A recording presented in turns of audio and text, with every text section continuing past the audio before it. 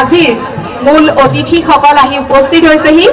আমি তেওঁলোকক বিচাৰক হিচাপেও ক'ব পাৰোঁ, কাৰণ আজি আমি বিশ্ব অভিলেখ গঢ়িবৰ দিশে গৈছোহি।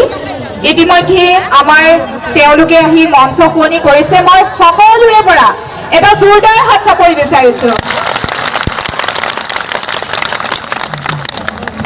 ধন্যবাদ জনাইছোঁ।